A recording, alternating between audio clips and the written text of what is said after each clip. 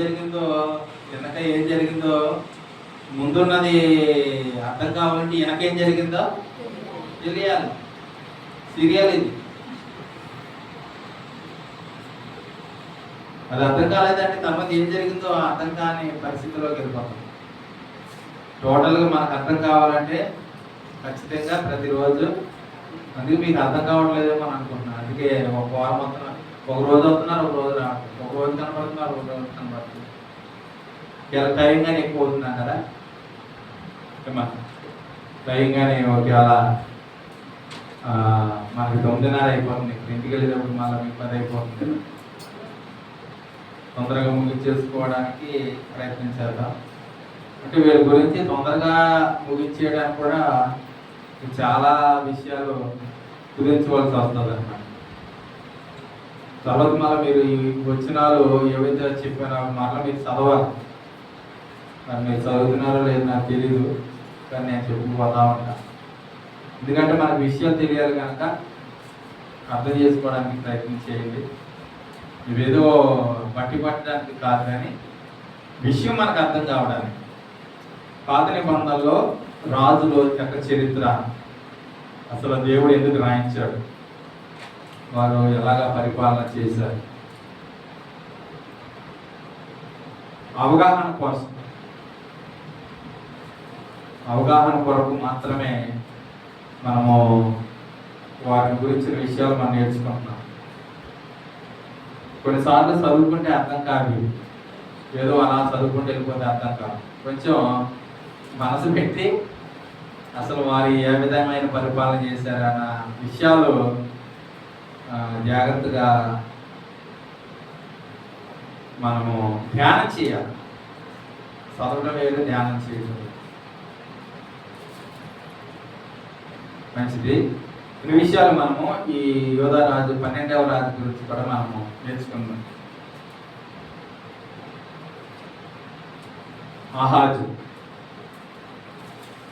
యోతాము కుమారుడైనటువంటి ఉజ్జియ కుమారుడైనటువంటి ఉజ్జియ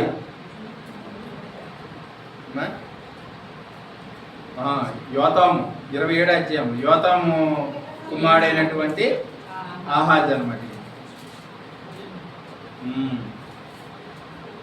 యోతాము కుమారుడు, యోతాముకి అబియా అనేటువంటి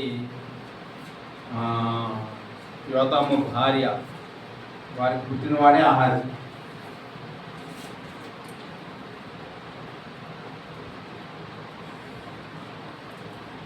చూద్దాం ఈయన గురించి కొన్ని విషయాలు. ఇతని గురించి మనకి ఎక్కడ కనపడుతున్నాయో ముందుగా ఆయన గురించి మనము చరిత్ర చదువుకోవాలనుకుంటే రాజుల 2వ గ్రంథము 16వ అధ్యాయము, రాజుల 2వ గ్రంథము 16వ అధ్యాయంలో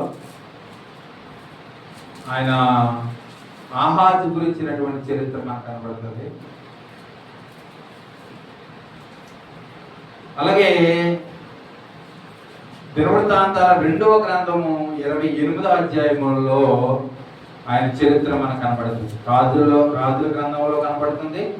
దినవృత్తాంతం 2వ గ్రంథము 28వ అధ్యాయంలో అతని గురించిన ప్రస్తావన, చరిత్ర మనకు కనబడుతుంది. ప్రత్యేకంగా ఈయన కాలము యెషయా అనేటువంటి ప్రవక్త కాలం అన్నమాట. అందువల్ల ఈ రాజు పరిపాలనలో యెషయా గారు ప్రవక్తగా ఉన్నారు. అందువల్ల యెషయా గ్రంథం 7, 8 అధ్యాయాల్లో కూడా ఈ యొక్క ఆహాజు యొక్క ప్రస్తావన అక్కడ మనకు కనబడుతుంది. జరగబోయే ప్రవచనాలు అక్కడ వ్రాయించాడు దేవుడు. తర్వాత మీరు చదువుకోండి. ఇక మొదలు పెడదాం. ఈయన యొక్క జీవిత విశేషాలు ఏంటో, ఈయన యొక్క పరిస్థితి ఏంటో, ఏ విధంగా పరిపాలన చేశాడో దీని గురించి నేను చదువుతానో మీరు ఎవరు చదవకండి, మీరు చూడండి అంతే. నేను ఏదైతే వచ్చిన చెప్తానో ఆ వచ్చిన మీరు చూడండి.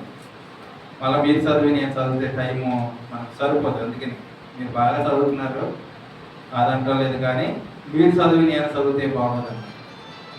అందుకే నేను చదువుతున్నాను 28వ అధ్యాయం మొదటి వచనం.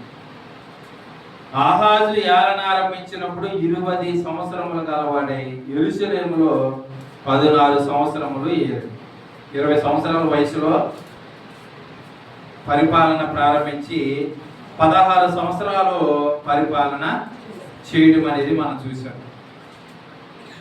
ఇతని తండ్రి కూడా 16 సంవత్సరాలు పరిపాలన చేశాడు, యోతాము గారు. ఆయన గురించి చూశాడు.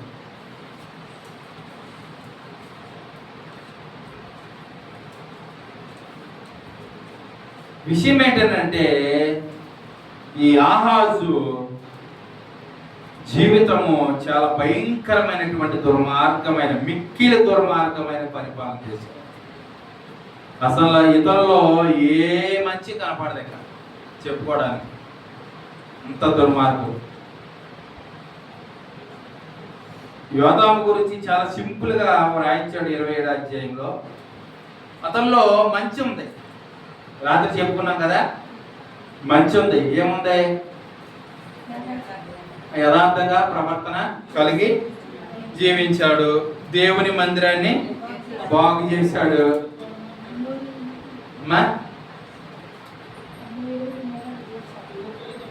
శత్రువుల మీద విజయాన్ని సంపాదించుకున్నాడు. వెరీ గుడ్, మంచి పనులే. విషయం ఏంటంటే ప్రజలను పట్టించుకోలేదు. ప్రజలు ఎలా బ్రతికారంటే అతని కాలంలో బహు దుర్మార్గంగా ప్రవర్తించారు. అదనమాట, బహు దుర్మార్గంగా ప్రవర్తించారు. అతను చేసినటువంటి మరొక తప్పు ఏంటంటే ఉన్నత స్థలములను, బయలు దేవత ఉన్నత స్థలములను, బలిపీఠాలు అతడు పడగొట్టలేదు, అలాగే వచ్చేసాడు. వాళ్ళ ప్రజల పని ప్రజలదే, ఈయన పని ఈయనదే అన్న పరిపాలన జరిగింది. కానీ ఆయన కుమారుడైనటువంటి ఆహాజు, ఇప్పుడు మనం మాట్లాడుకుంటున్నటువంటి ఈయన మాత్రం అసలు ఇతరులో కొంచెము కూడా మానవత్వం లేదు, కొంచెము కూడా దేవుని భయం లేదు, కొంచెము కూడా మంచితనము ఇతరులో మనకి కనబడదు. ప్రారంభంలోనే చెప్పేశాడు చూడండి, అతడు తన పితరుడైన దావీదు వలె యెహోవా దృష్టికి యథార్థముగా ప్రవర్తింపలేదు. చాలా మంది రాజుల గురించి మనం చూసాము. ప్రారంభంలో వారు ఎలాగ ప్రయాణం కొనసాగించారు? యథార్థత ఉంది, నీతి ఉంది, యథార్థత ఉంది, దేవుని భయంతోనే ప్రారంభించారు. కానీ ఇతడు ప్రారంభమే యెహోవా దృష్టికి అసలు యథార్థత అనేది కనపడలేదు. దావీదు వలె యెహోవా దృష్టికి యథార్థంగా ఇతడు ప్రవర్తించలేదు. మైనస్ పాయింట్ అన్నమాట, ఆయనలో ఉన్న పాయింట్. రెండో విషయాన్ని మనము ఆలోచన చేయగలిగితే, 2వ వచనములో అతడు ఇశ్రాయేలు రాజుల మార్గములందు నడిచి, ఎవరి మార్గాన్ని ఎంచుకున్నాడు? ఇశ్రాయేలు మార్గాన్ని ఎంచుకున్నారు. ఇశ్రాయేలు వారి మార్గం ఎటువంటిది? బహు విపరీతమైన విగ్రహారాధనతో కూడిన జీవన విధానం. కొంచెము కూడా దేవుని భయం లేని రాజులు, బహు భయంకరమైనటువంటి విగ్రహారాధనతో కూడినటువంటి జీవితం, ఆ మార్గాన్ని ఎంచుకున్నారు. చూసారండి, యెహోషాపాతు వేసినటువంటి విత్తనం ఏదైతే ఉందో అది ఇక్కడ వరకు పాకింది.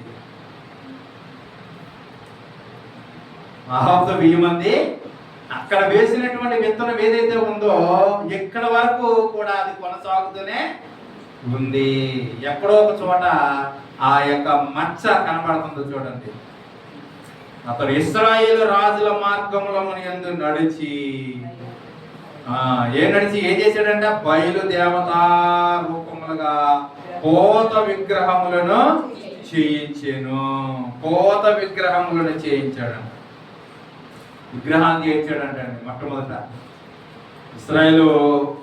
ఇజ్రాయేలు రాజు వారు ఏం చేసేవారంటే దేవతలు చేసుకుని ఆరాధించేవారు కదా. అదే మార్గాన్ని ఎంచుకొని దేవతా రూపములుగా పోత విగ్రహములు చేయించాడు.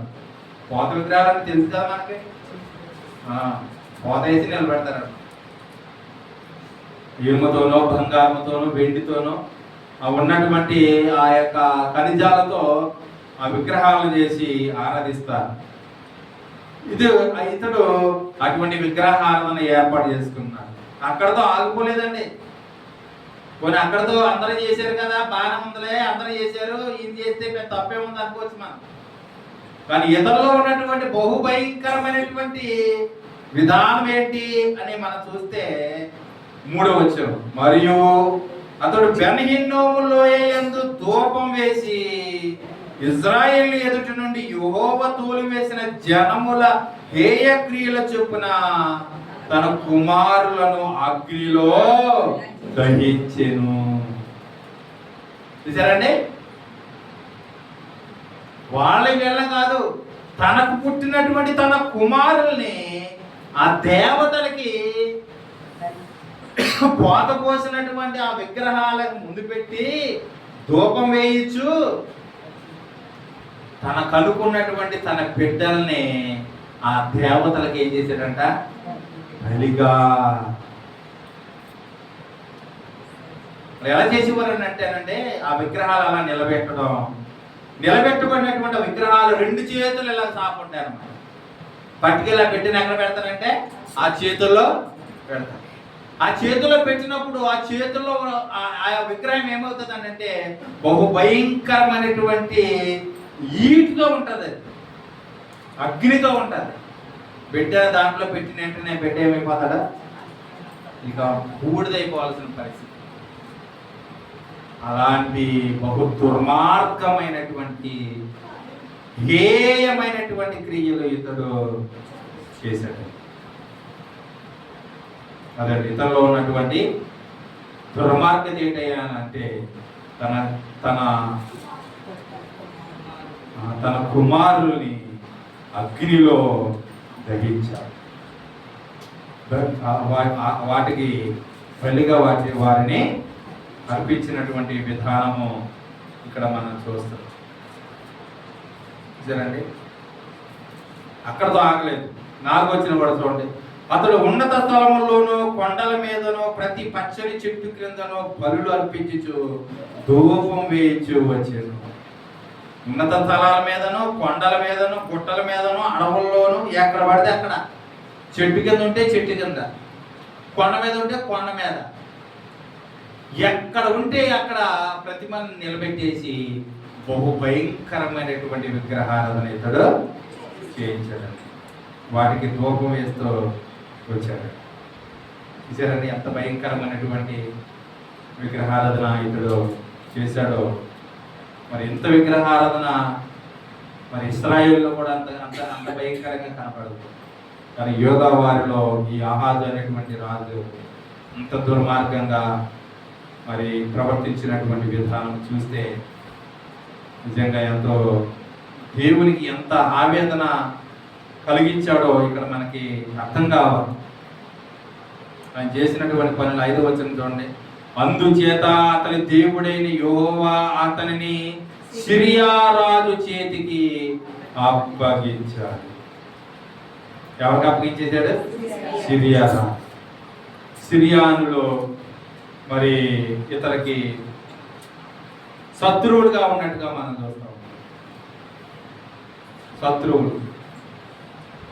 దేవుడు అతను చేసినటువంటి పనులు బట్టి దేవుడు అతన్ని సిరియా రాజు చేతికి అప్పగించారు. సిరియానులు అతను ఓడించి అతని జనుల్లో చాలా మందిని చెరపెట్టుకుని దమస్కునకు తీసుకుని పోయేది. అతడును ఇశ్రాయేలు రాజు చేతికి అప్పగింపబడను.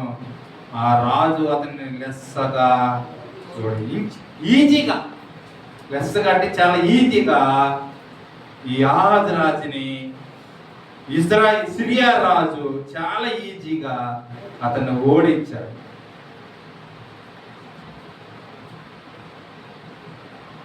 ఆరవ వచనం, రెమల్యా కుమారుడైన పెకహు యూదావారులో పరాక్రమశాలులైన 120,000 మందిని ఒక్కనాడు హతము చేశారు. ఈయనే పెకహు.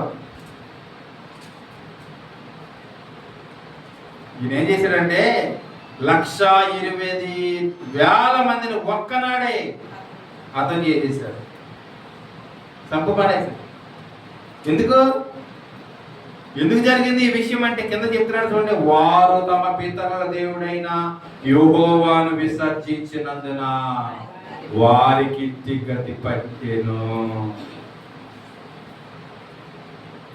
వారికి అటువంటి గతి పట్టడానికి గల కారణం ఏంటయ్యా అంటే ఈ ఆహాజు రాజు బహు భయంకరమైన దుర్మార్గత వల్ల దేవునికి మహావేదన మిగిల్చినటువంటి పరిస్థితి వల్ల దేవుడు మరి తన దగ్గర ఉన్నటువంటి పరాక్రమశాలులు 1,20,000 మందిని చంపించే విధంగా దేవుడు ప్లాన్ వేసి చంపించేసి,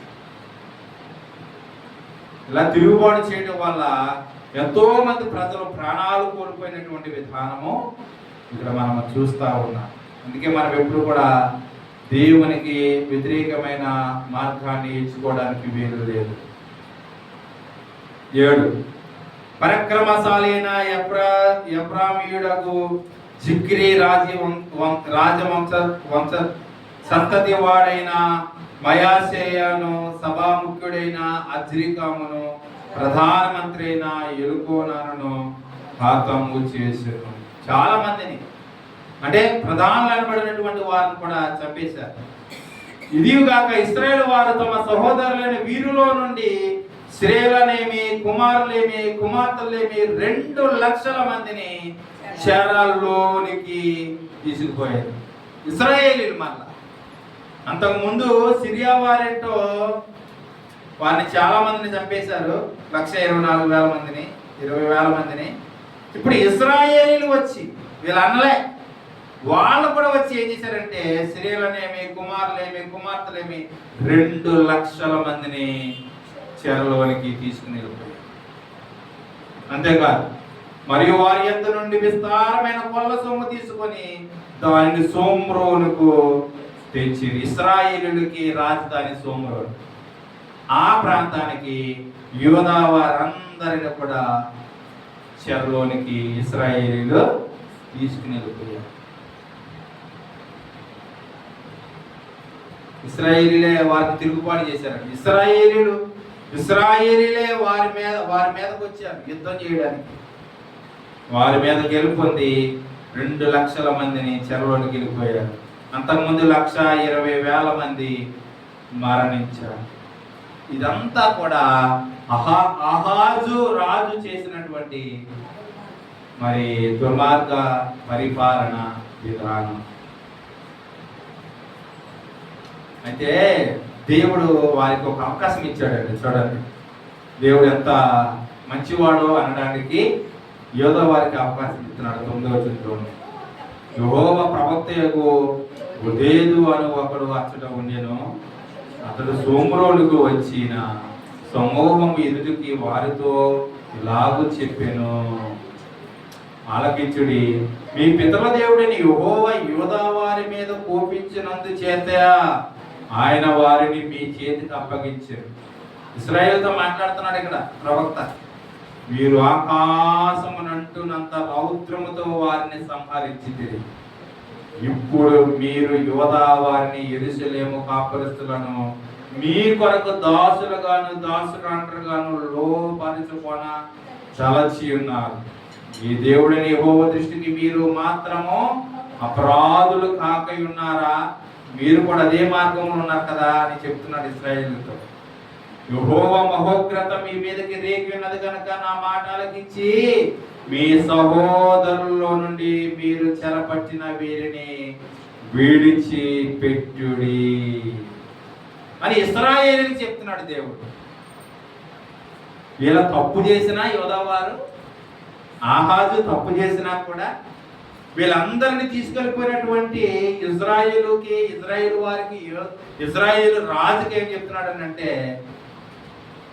మీరు కూడా అటువంటి వారే, కానీ అనవసరంగా మీ సహోదరులు అనబడినటువంటి వారిని మీరు దాసులుగా పెట్టుకుని వారిని మీరు హింసించడానికి వీలు లేదు. మీరు వారిని విడిచిపెట్టేయాలి. విడిచిపెట్టకపోతే దేవుని యొక్క ఉగ్రత మీ మీదకే వస్తుందని చెప్పారు. ఇప్పుడు వాళ్ళు ఏం చేశారు? వాళ్ళు విడిచిపెట్టేశారు. వాళ్ళు ఏం చేశారంటే వాళ్ళు విడిచిపెట్టేశారండి.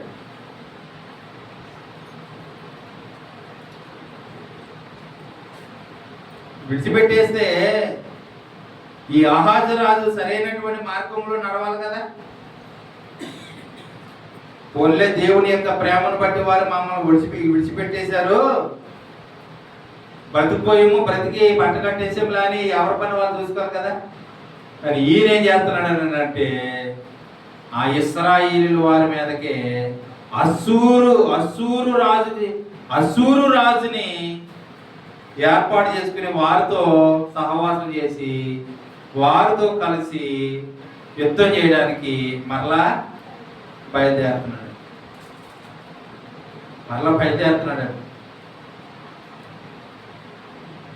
చూడండి 28వ అధ్యాయం 16వ వచనం చూడండి. ఆ కాలమందు ఎదోమీయులు మరలా వచ్చి యూదా దేశమును పాడు చేసి కొందరిని చెరపట్టుకుని పోగా రాజైన ఆహాజు తనకు సహాయం చేయడానికి అస్సూరు రాజుల యొద్దకు వర్తమానము పంపారు. అంటే ఎదోమీయులు వచ్చారు. తర్వాత ఫిలిష్తీయులు కూడా వచ్చారు. వీళ్ళందరూ కూడా మా మీదకు వస్తున్నారు. ఇశ్రాయేలీయులు వచ్చారు, ఎదోమీయులు వచ్చారు, ఫిలిష్తీయులు వస్తున్నారు. వీళ్ళందరి మీద మేము విజయం సాధించాలంటే నీవు మాకు సహాయము చేయాలి అని అడుగుతారు. వచ్చి ఆహాజు వచ్చి అస్సూరు రాజు అయినటువంటి తిగ్లత్-పిలెసెరు అనేటువంటి ఆ రాజుని అడుగుతారు. చూడండి 20వ వచనంలో. అస్సూరు రాజు అయినటువంటి తిగ్లత్-పిలెసెరు అతని యొద్దకు వచ్చి అతన్ని బాధపరిచినే గాని అతన్ని బలపరచలేదు. సహాయం అయితే కోరాడు కానీ అతడు వారికి సహాయం చేయలేదని ఈయనేం చేశాడు చూడండి. ఆహాజు రాజు ఏం చేశాడు చూడండి 21వ వచనంలో. ఆహాజు భాగాలు ఏర్పరిచి యెహోవా మందిరములో నుండి ఒక భాగమును, రాజనగరంలో నుండి ఒక భాగమును, అధిపతుల యొద్ద నుండి ఒక భాగమును తీసి అస్సూరు రాజు చేతికి ఇచ్చారు. కానీ అతనికి సహాయము ఎందుకు ఇస్తున్నాడు? ఆయన ఏమైనా సహాయం చేస్తాడని ఇతడు 4 భాగాలు చేసి పట్టుకెళ్ళి ఆ రాజుకి ఇస్తే ఎంత మాత్రమునో సిరియా రాజు యోధా రాజుకి సహాయము చెయ్యలేదు. అందుకే ఎవరిని అడగాలి సహాయం అయిన? కానీ ఎవరిని అడుగుతున్నాడు? పోయి రాజుని. ఎవరిని? అసూరీలు అంటే అన్యులు అనబడినటువంటి రాజుల యొక్క సహాయాన్ని కోరుకుంటున్నాడు. చూడండి, అది ఎటువంటి సహాయమో చేయలేదని ఆయన ఏం చేశాడో చూడండి. ఇప్పుడు 22వ వచనం. ఆపత్కాలమందు అతడు యెహోవా దృష్టికి మరీ అధికముగా అతిక్రమములు జరిగించెను. అట్లు చేసిన వాడు ఆహాజు రాజే. అంటే అంత విపరీతమైనటువంటి అతిక్రమాలు జరిగించిన వాడు, అంత పాపం చేసిన వాడు ఎవరైనా ఉన్నారా రాజుల్లో అని అంటే దేవుడు ఈ ఆహాజు రాజునే ముందు పెడుతున్నాడు.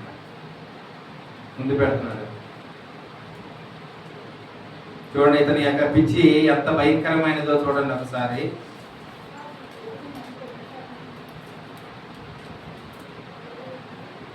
ఇతని పిచ్చి ఎంత భయంకరమైనదో ఒకసారి మనం చూడగలిగితే,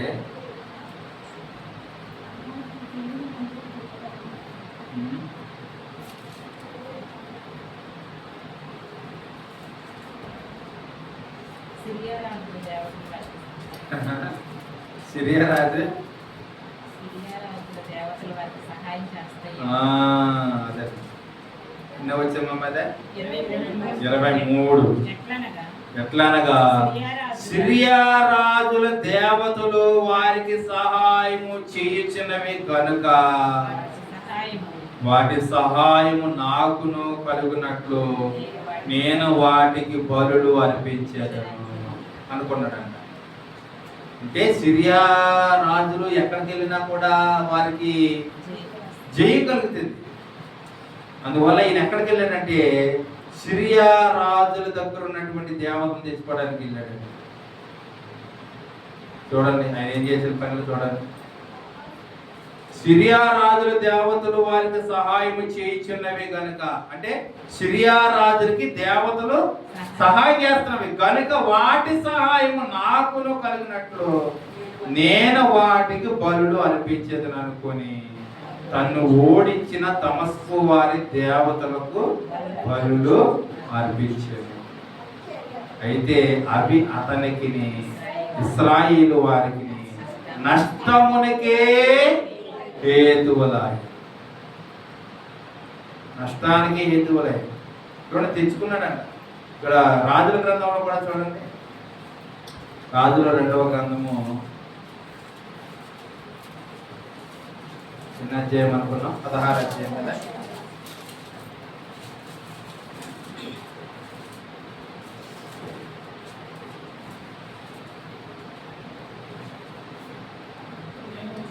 పదకొండవ వచనం చూడండి. కాబట్టి యాజకుడైన ఉరియా రాజైన ఆహాజు దమస్కో పట్టణము నుండి పంపిన మచ్చునకు సమమైన ఒక బలిపీఠమును కట్టించి రాజైన ఆహాజు దమస్కు నుండి తిరిగి రాక మునిపే సిద్ధపరిచెను. అంతటా రాజు దమస్కు నుండి వచ్చి బలిపీఠమును చూచి ఆ బలిపీఠము వద్దకు వచ్చి దాన్ని ఎక్కి దహన బలిని నైవేద్యమును అర్పించి పానార్పణం చేసి తాను అర్పించిన సమాధాన బలి పశువుల రక్తము దాని మీద ప్రోక్షించాను. ఇదంతా ఎందుకు చేస్తున్నాడు? సహాయం కొరకు. సరేండి, వారికి సహాయం కొరకండి. ఎందుకంటే వాళ్ళకి ఈ దేవతలు సహాయం చేస్తున్నాయని నమ్ముతున్నాడు. వారు ఆరాధిస్తున్నటువంటి ఆ దేవత విగ్రహాలు వారికి సహాయం చేస్తున్నాయని ఇతడు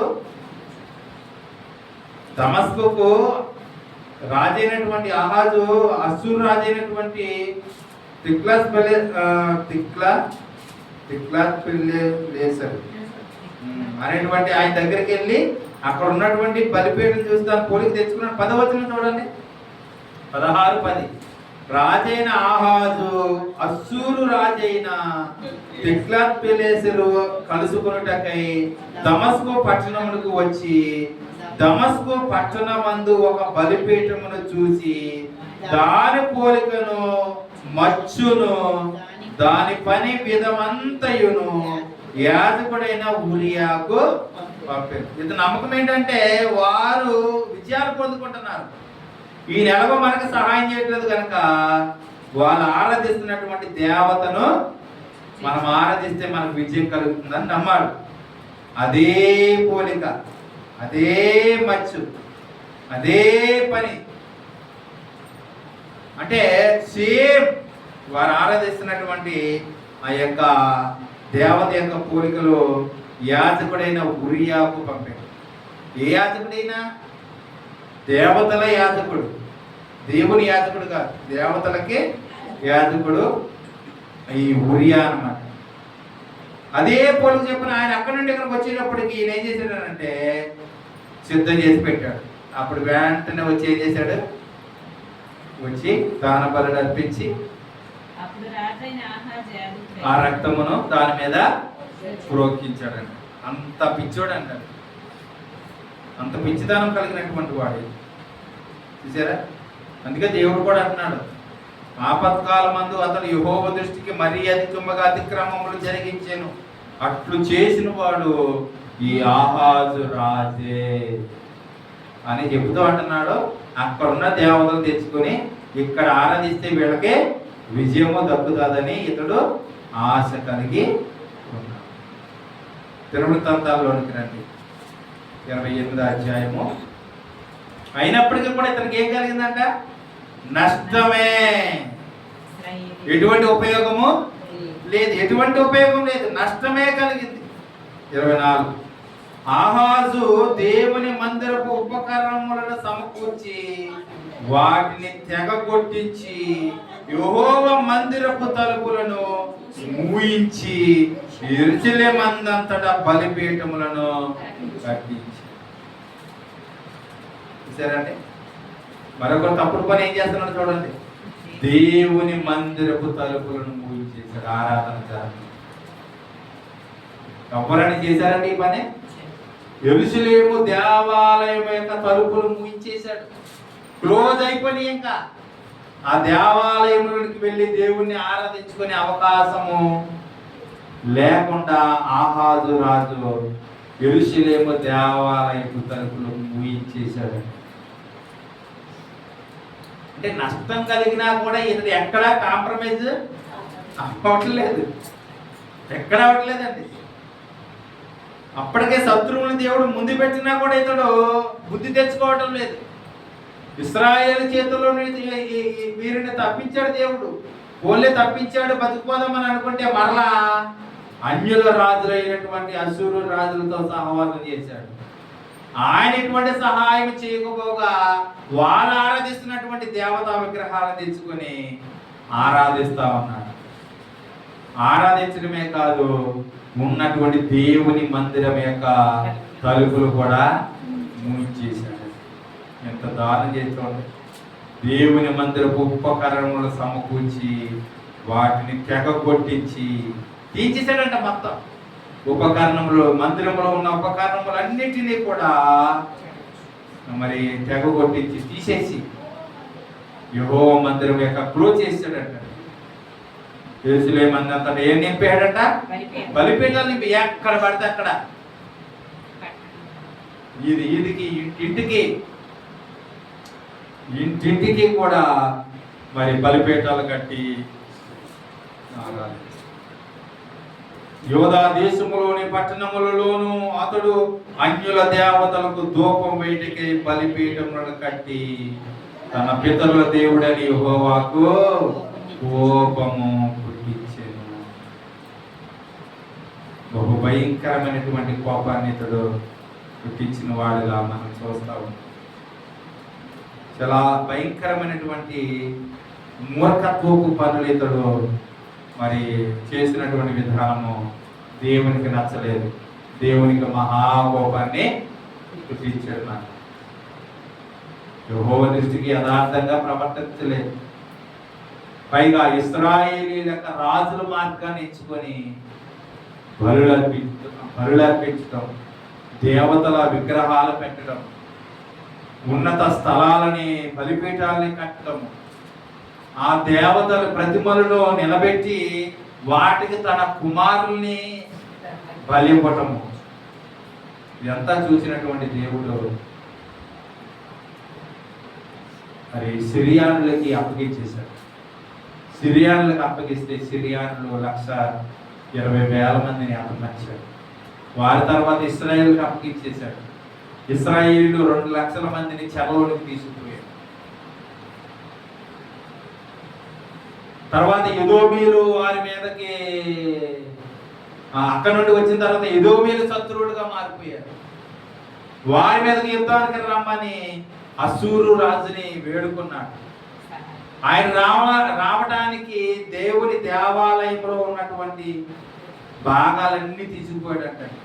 బంగారం అంతా తీసుకుపోయి అతనికి ఇచ్చేసాడంట. మనం చూసాం కదండి 21వ వచనంలో. అతను రావడం కోసం, అశూరు రాజు రావడం కోసం దేవుని మందిరంలో ఉన్నటువంటి అధిపతుల దగ్గర ఉన్నటువంటి రాజనగర్లో ఉన్నటువంటి ఆ సొమ్మంతా కూడా బంగారము, ధనము, వెండి, విలువైనటువంటి వస్తువులన్నీ తీసుకెళ్ళిపోయి అశూరు రాజు చేతికి ఇచ్చేశాడు. అయినా అతనికి సహాయము చేయలేదు. ఈ పనులన్నీ చాలా దుర్మార్గమైన పనులు చేశాడని దేవుడు ఎంతో ఆవేదన కలిగించాడు. ఇంకా విజయం కావాలి, ఎలాగైనా నేను విజయం సాధించాలన్న ఆలోచనతో సిరియా రాజుల దగ్గర ఉన్నటువంటి దేవతలను తెచ్చుకొని దానికి ఆరాధన చేస్తూ దేవుని మందిరము యొక్క తలుపులను మూయించేసి ఇంటింటికి ఒక బలిపీఠాలు కట్టేసి ఈదికి బలిపీఠాలు కట్టేసి పట్టణములన్నిటిలో కూడా బలిపీఠం అంజదా దేవతల్ని మరి నిలబెట్టేసి ధూపం వేస్తూ దేవునికి ఏం తీసుకొచ్చారంట? కోపాన్ని తీసుకొచ్చారు. ఇతరులు ఎక్కడైనా మనకి మంచి అనేది కనపడదు, ఎక్కడ మంచి కనపడదు. టోటల్గా ఇతడు దేవునికి మహావేదన మిగిల్చినటువంటి వాడుగా ఇతడు మనకి కనపడదు. సరేండి,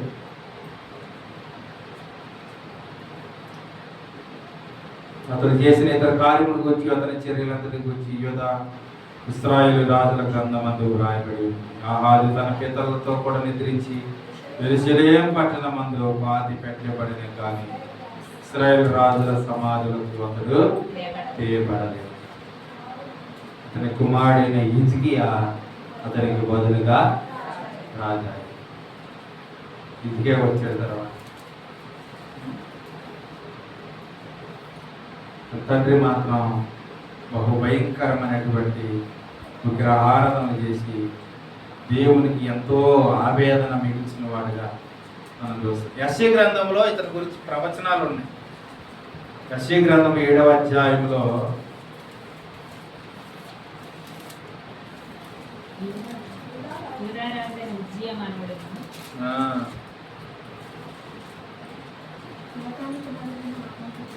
కాబట్టి ప్రభు తానే యొక్క సూచన మీకు చూస్తున్నాడు.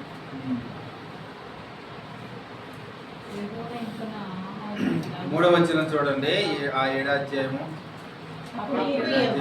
ఇప్పుడు యెహోవా యెషయాతో ఇలాగ సెలవిచ్చెను, ఆహాజు ఎదుర్కొనుటకు నీవును నీ కుమారుడైన షయర్యాబూషును సాకిరేలు మార్గమున పై కోనేటి కాలువ కడకు పోయి అతనితో ఇలాగు చెప్పుము, భద్రము సుమి, నిమ్మలించుము, పొగరాజుచున్న ఈ 2 కొరకంచు కొనలకు అనగా రెజీనును సిరియానులు రెమల్యా కుమారుడు అనువారి కోపాగ్నికి జడియకుము, నీ గుండె అవినీయకుము.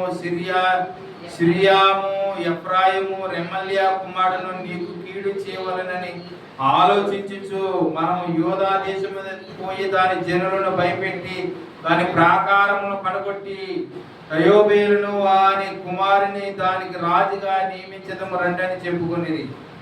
అయితే ప్రభు అయిన యెహోవా ఇలాగ సెలవిచ్చున్నాడు, ఆ మాట నిలవదు, జరగదు. దమస్కు సిరియాకు రాజధాని, దమస్కునకు రెజీను రాజు. 65వ సంవత్సరము కాక మునుపు ఎఫ్రాయిము జనము కాకుండా నాశనమగును. సోమురోను ఎఫ్రాయిమునకు రాజధాని, సోమురోనుకు రెమల్యా కుమారుడు రాజు. మీరు నమ్మకుండిన యెడల స్థిరపడక ఉందురు. ఇలాగ జరగవలసినటువంటి జరగబోయే ప్రవచనాలు అన్ని కూడా చెప్పుకుంటూ వచ్చాడు ఆయన. అయినా మారలేదు అనుకోండి, ఎంత చెప్పినా కూడా అతనికి కొరకే ఎక్కలేదు, మారే అవకాశం లేదు. 7వ అధ్యాయము 8వ అధ్యాయం మీరు చదువుకోండి.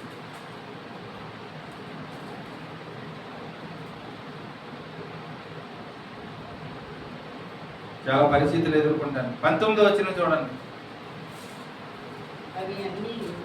వారు మిమ్మల్ని చూచి కర్ణ పిశాచం గల వారి యొద్దకును కిచకిచలాడి గొనుగు మంత్రాజ్ఞుల యొద్దకును వెళ్ళి విచారించుడని చెప్పినప్పుడు జనులు తమ దేవుని యొద్దనే విచారింపవద్దా? సజీవుల పక్షముగా చచ్చిన వారి యొద్దకు వెళ్ళదగునా? ధర్మశాస్త్రమును ప్రమాణ వాక్యమును విచారించుడి. ఈ వాక్య ప్రకారం వారు బోధించిన వారికి అరుణోదయము కలగదు. అట్టి వారు ఇబ్బంది పడుచు ఆకలి కొని దేశ సంచారము చేయుదురు. ఆకలి కొనుచు వారు కోపపడి తమ రాజు పేరును తమ దేవుని పేరును శాపములు పలుకుచు మీద చూతురు. భూమి తట్టు తేరి చూడగా బాధలను అంధకారమును దుస్సహమైన వేదనయు కలుగును. వారు గాఢంధకారంలోనికి తోలివేయబడుదురు. ప్రవచనాలు ఇవన్నీ 2 అధ్యాయాలు కూడా ప్రవచనం. సరి చేసుకోమని ప్రవచనం అతనికి వచ్చినా కూడా సరి చేసుకోలేదు. అయినా కూడా దేవుని యొక్క తీర్మానం ఒకటి ఉంది, ఏంటంటే దావీదు సింహాసనము నిలబడాలి. తర్వాత తన కుమారుడైనటువంటి హిజ్కియా పరిపాలన ప్రారంభించాడు. సరే, అంటే ఇతను మరణకాలం గురించి రాయలేదు, కానీ ఇతను చేసినటువంటి తప్పుదారు మాత్రం ఖచ్చితంగా దేవుడు రాయించాడు. అతను ముగింపు ఎలా ఉందో బహు భయంకరంగా ఉండొచ్చు, కానీ అతడు దేవుని మీద ఎటువంటి నమ్మకము కానీ ఎటువంటి విశ్వాసం కానీ కనపరిచి బహు భయంకరమైనటువంటి దుర్మార్గమైన పరిపాలన చేశాడు. దేవునికి ఎంతో కోపాన్ని రప్పించినటువంటి మహా భయంకర దుర్మార్గుడుగా ఇతడు చరిత్రకే ఎక్కిన వాడుగా మనం చూస్తాం. అటువంటి పరిపాలన చేయడానికి వీలు లేదని దేవుడి యొక్క ఆలోచన. ఏదేమైనప్పటికీ రాజులలో ఇటువంటి దుర్మార్గపు పరిపాలన చేసిన వారు ఎవరు యోధా వారిలో కనపడరు మనకి. కానీ యాహాజు అనేటువంటి వ్యక్తి మాత్రం దేవునికి ఎంతో ఆవేదన మిగిలించారు. ఇది ఆయన చరిత్ర అన్నమాట. ఇది ఆయన చరిత్ర. ప్రారంభం చేసుకో.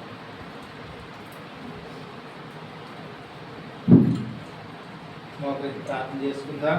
విన్నటువంటి మాటలు మనసును పెడదాం. ఆహాజు జీవిత విధానము సరైనటువంటి మార్గంలో నడవలేదని దేవుడు ఆయనకి ఎన్నో అవకాశాలు కల్పించినా కూడా అదే మార్గాన్ని ఎంచుకున్నాడు. దేవునికి ఆవేదన మిగిల్చినటువంటి వ్యక్తి.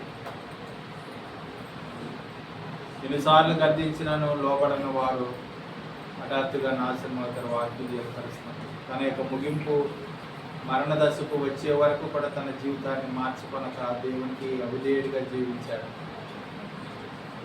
దేవుడే ఆవేదనకి గురయ్యే విధంగా తన పరిపాలన జరిగింది. అటువంటి మూర్ఖత్వపు పరిపాలన దేవునికి ఇష్టం కాదు. అవకాశాలు ఇచ్చినా కూడా అతను సద్వినియోగపరచుకోలేదు. భయంకరమైనటువంటి విగ్రహారాధన ప్రేరేపించాడు. దేవునికి నచ్చనిది అది. యాహాజు రాజు బహు భయంకరమైన విగ్రహారాధన ఎక్కడెక్కడి నుండో తెచ్చుకొని యోధా వారందరినీ కూడా విగ్రహారాధికులుగా మార్చినటువంటి గనుడు ఈ యొక్క ఆహాజు రాజు. సరే, ఆయన పరిపాలన